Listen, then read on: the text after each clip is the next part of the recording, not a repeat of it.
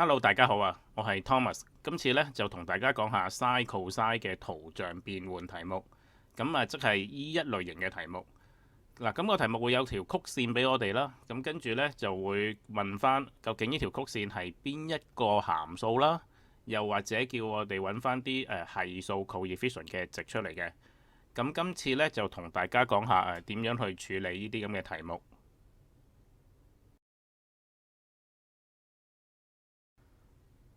依類型題目咧，原則上就考大家圖像變換 transformation of function。嗱，咁大家都知啦，到啲咁嘅圖像變換咧就好鬼難搞嘅。咁而頭先嗰類型嘅題目呢，咁其實好多同學都識㗎啦。其實呢，可以透過將個線上邊嘅坐標代入去個函數嗰度，逐個逐個試個答案出嚟嘅。咁呢個我諗幾多同學會識嘅。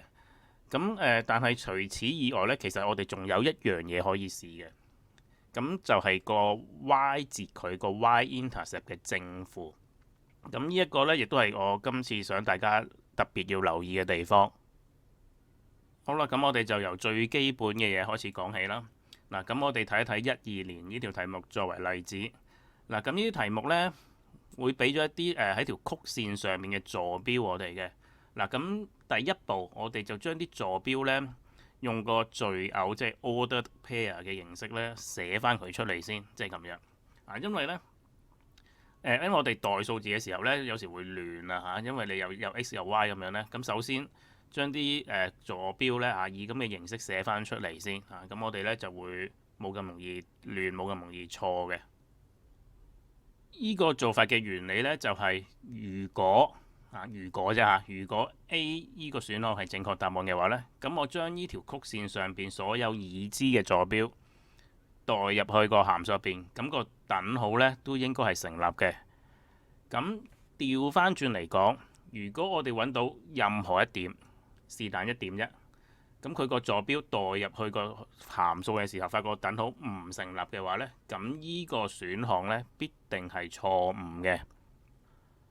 嗱，我哋不停咁樣測試，直至到呢將3個錯誤嘅答案排除咗，咁餘下嗰個呢就係我哋要嘅正確答案啦。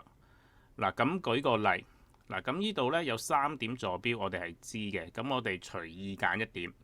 咁譬如我揀呢一點啦，91咁樣，咁就逐個試咯，將佢擺入去個等式入邊，睇下個等號係唔係成立嘅。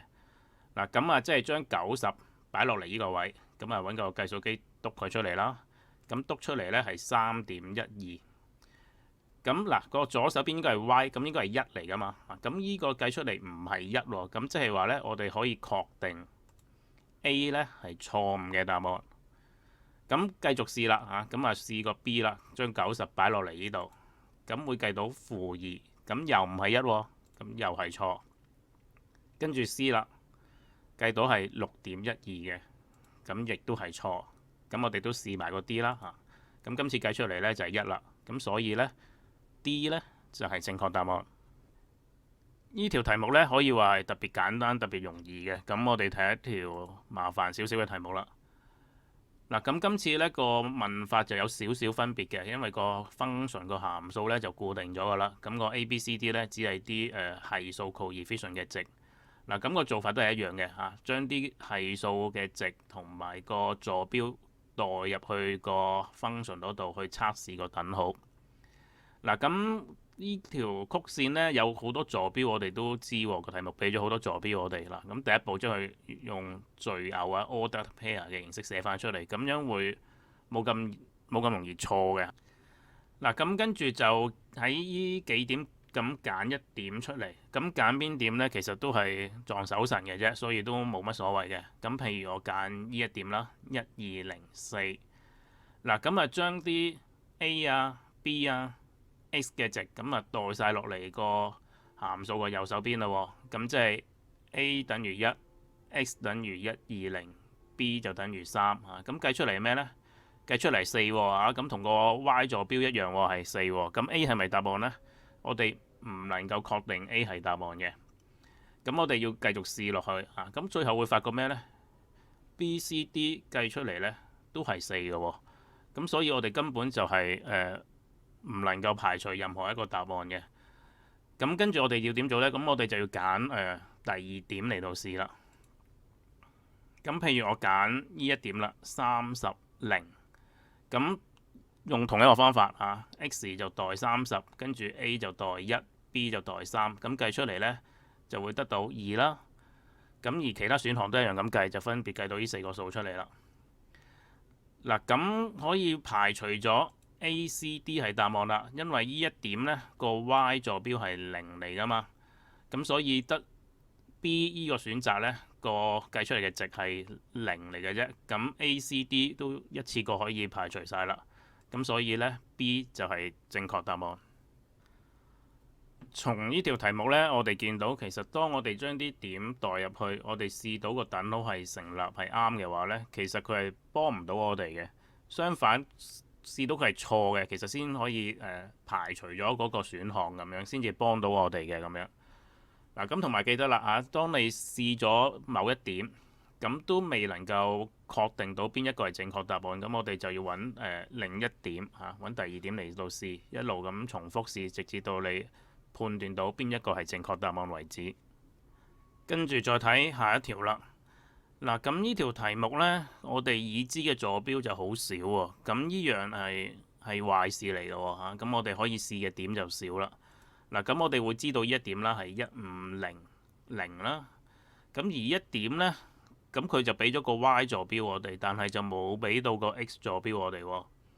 嗱，咁點算呢？嚇？咁啊，唯有都試住先啦嚇，將呢一點試嚇，咁啊擺落去咯喎，即係 X 呢就係150，A 呢就擺個4落去，theta 就60啊，咁會試到呢4個數出嚟嘅。嗱，咁呢一點呢個 Y 值應該係0嚟噶嘛，咁所以呢 A 同 C 呢都係錯誤嘅答案。跟住應該點樣做呢？點樣分辨 B 定係 D 係我哋正確嘅答案呢？嗱，咁開頭我就講咗啦。嗱，其實呢，除咗一啲已知嘅坐標之外呢，仲有一樣嘢可以試嘅，就係 Y 截距 Y-intercept 嘅正負。嗱，咁 Y 截距就係當 x 等於0嘅時候啊嘛，咁所以呢，我哋就擺 x 等於0，咁連埋呢啲 a 啊、theta 啊咁去代入去嚇，咁睇下右手邊會計到啲乜嘢。咁呢會分別計到正2同埋負2出嚟嘅。嗱，咁我哋重複圖會知道個 y-intercept y 截距為負數嚟嘅，咁所以呢 B 嗰個會係錯嘅。嗱，咁我哋已經將3個答案排除咗啦，咁即係呢 D 就係正確答案。當然啦，呢條題目仲可以用第二啲方法去諗嘅。嗱，心水清嘅同學會知道其實呢一點同埋呢一點嗰個兩點個 x 坐標嘅距離呢應該係90度嘅。咁所以呢，呢一點嗰個 x 值呢應該係240嚟嘅。咁我哋可以攞埋呢一點嚟到試啦。咁當然呢個冇咁容易直接咁睇到出嚟啦。咁要大家對呢啲 sin、cos 圖像掌握得好啲先可以睇到出嚟啦。好啦，咁跟住就睇埋最後一題例子啦。嗱，咁呢條呢，同頭先我哋見到啲呢又有少許分別喎，因為呢一點坐標個 x 坐標呢，都係一個未知數嚟嘅啫，而唔係一個我哋知嘅實數嚟嘅喎。嗱，咁點算呢？啊？咁其實個做法都一樣嘅啫嚇。咁凡係喺條曲線上邊嘅坐標，即係呢一點啦，咁就可以代入去個函數入邊噶嘛。咁我哋咪代咗入去先咯。咁就會得到一條咁樣嘅等式啦。咁然後我哋咪將A、B、C、D 逐個去試咯，將 A 啊、B 啊咁代入去，睇下個等號是否成立嚇。咁即係譬如我將-2擺落去 A 嗰度，90擺落個 B 嗰度嚇，咁睇下計唔計到個2出嚟咯。咁最後會計到呢4個數字出嚟嘅。嗱，咁嗰個等式嘅左手邊應該係2嚟嘅，咁即係呢 B 同 C 呢都可以排除咗佢啦。嗱，咁又係啦，咁剩翻 A 同埋 D， 咁點樣算呢？嗱，咁睇幅圖就已經冇坐標俾咗我哋噶啦喎。嗱，咁就係可以試埋個 Y 截距嚇，咁即係擺個0落去個 X 嗰度啊。咁啊 X 就攞佢係0啦，-2就擺落個 A 嗰度啦，咁會得到-2。咁跟住試個選項 D 啦，咁一樣咁樣做會得到佢係正2。嗱，咁我哋從個圖像會知道個 Y 截距呢應該係個負數嚟嘅，咁即係呢 D 都可以排除埋啦。咁所以 A 就係正確答案。嗱，例子咧就睇住咁多先啦。嗱，咁記得依類型嘅題目嚇，除咗坐標之外呢，咁仲可以用個 y 節佢嘅正負嚟到做測試，咁啊嚟到幫我哋揾正確嘅答案嘅。